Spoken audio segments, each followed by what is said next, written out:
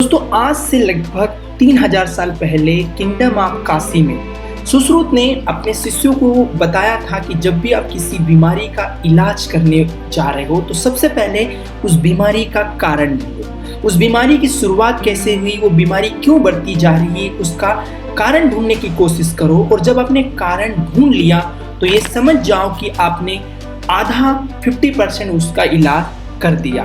इसके लिए सबसे पहले हम क्यों ना बैठकर इस बात का पता लगाएं और जानने की कोशिश करें कि ये टालम टोल कल कर लेंगे, अभी मूड नहीं है, जैसे बहाने हम क्यों बनाते हैं। इस बारे में प्रोक्रास्टिनेशन के ऊपर, टालम टोल के ऊपर लिखी गई international best selling book eat that frog के राइटर ब्रायन ट्रेसी बताते हैं कि जब भी हम कोई एक नया काम स्टार्ट करते हैं, वो फिर स्टडी करना हो या कोई नया चैप्टर स्टार्ट करना हो या अपने रूम ऑफिस को खुद को जमाने का काम, दिमाग अपनी टालम टोल प्रोक्रास्टिनेशन की आदत के कारण टेंस, एंजाइटी फील करता है। और जब हम सोचते हैं कि आज तो मूड नहीं है, कल पक्का करेंगे, और जैसे ही हम अपने काम को कल पर टालते हैं, माइंड वापस से ट्रिक खेलकर हमें खुशी, हैप्पीनेस वाला हार्मोन डोपामाइन रिलीज करता है और हमें अच्छा फील होता है। और जब हमें अच्छा फील होता है तो हम सोचते हैं कि चलो आज तो नहीं, लेकिन कल से हम पूरे जोश के साथ काम करने बैठेंगे। और जैसे कल होता है, काम करने का टाइम आता है, दिमाग फिर वापस से वही ट्रिक शुरू करता है,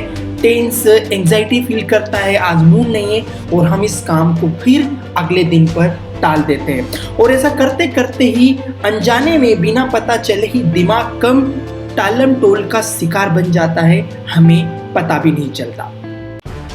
दोस्तों इस चैप्टर में हम सीखने वाले हैं प्रोक्रास्टिनेशन की बीमारी को, टालम टोल की आदत को जड़ से खत्म करने के इफेक्टिव तरीके।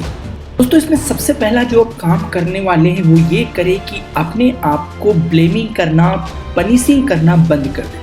क्योंकि दिमाग इस बार भी गेम खेल रहा है, वो अपने आप को पनिशिंग करना चाहता है, अपने आप को दोष देना चाहता है कि एक छोटा सा काम जो मैं 8 दिन पहले 10 मिनट में कर सकता था, वो मैंने आज तक नहीं किया। मुझे अपने रूम को जमाने में 20 मिनट लगेंगे, लेकिन मैं फिर भी नहीं जमा रहा हूँ। मुझे इस चैप्टर को पढ़ने में 1 घंटा लगेगा, लेकिन मैं फिर भी नहीं पढ़ रहा हूँ। और इस तरह की बातें करके हम खुद को दोष देने लगते हैं, और जब हम ऐसा करने लगते हैं तो ये आदत और मजबूत हो जाती है। तो सबसे पहले तो आप अपने आप को दोष देना, पनिशिंग करना बंद कीजिए। दोस्तों जो दूसरा काम करने वाले हैं वो ये करें कि जो काम मान लीजिए 1 घंटे का है या उससे ज़्यादा का है, तो उस काम को आप 15 मिनट के टास्क में बांट दीजिए। हो सकता है शुरुआत में 15 मिनट भी आपको अगर ज़्यादा लगे तो आप उसे सिर्फ 5 मिनट के लिए ही बांट दीजिए। अपने रूम को अगर जमाना हो या चैप्टर की पढ़ाई स्टार्ट करनी हो तो कम से कम पहले आप टेबल पर बैठना स्टार्ट कीजिए। इसके बाद आप काम को छोटे छोटे टुकड़ों में बांट दीजिए। जब आप पढ़ने लगे, टेबल पर बैठे और आप जब टेंस या एंजाइटी फील करें तो 2 मिनट हवा में जाकर डीप ब्रीदिंग लेकर वापस से काम की शुरुआत करें। इस बार आप काम को एक बार में पूरा करने की ना सोचिए, इसको छोटे छोटे पार्ट में बांटना शुरू करें। दोस्तों जो तीसरी सबसे इंपॉर्टेंट बात है प्रोक्रास्टिनेशन को दूर करने की, वो ये है कि आप जो भी आपका काम हो, मान लो रूम को मैनेज करना हो या पूरा कोई चैप्टर पढ़ना हो या ऑफिस की कोई फाइल को कंप्लीट करना हो, तो उस पूरे काम को आप 3 पार्ट में बांट लीजिए।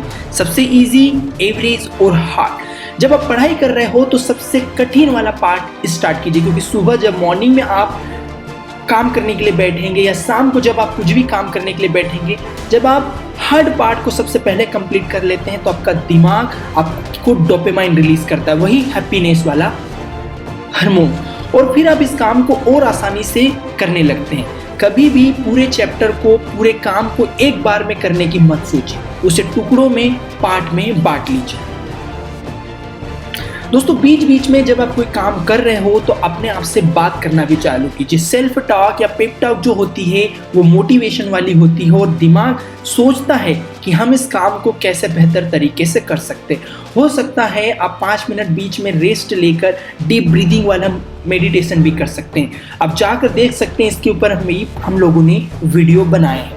दोस्तों कई बार हमें ऐसा लगता है कि ये काम हमें पूर्ण रूप से परफेक्ट ही करना है या चैप्टर को बिना कोई मिस्टेक के ही करना है, लेकिन आप शुरुआती दौर में कोई भी काम परफेक्ट करने की जो थिंकिंग बना रखी है उसे छोड़िए। कम से कम काम की शुरुआत कीजिए, वो परफेक्ट ऑटोमेटिकली होता चला जाएगा। कभी कभी होता है कि हम जब काम परफेक्ट 100% सही तरीके से नहीं कर पाते तो दिमाग फिर वही टेंशन फील करता है और जिससे टालम टोल की आदत और बढ़ती जाती है। तो अब ये मत सोचिए शुरुआत में कि मुझे जो भी काम करना है वो परफेक्ट करना है। आप काम को बस करने की शुरुआत कीजिए।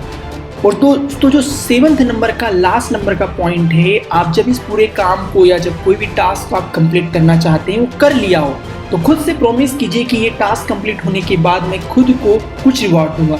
रिवॉर्ड में हो सकता है बाहर घूमने जा सकते हैं, कोई नेटफ्लिक्स या वेब सीरीज देख सकते हैं, या फिर कोई आपकी मनपसंद डिश भी खा सकते हैं। तो दोस्तों रिवॉर्ड एक अपने के दिमाग को इस काम को कंटिन्यू इसी तरह से करते रहने के लिए तैयार रखेगा।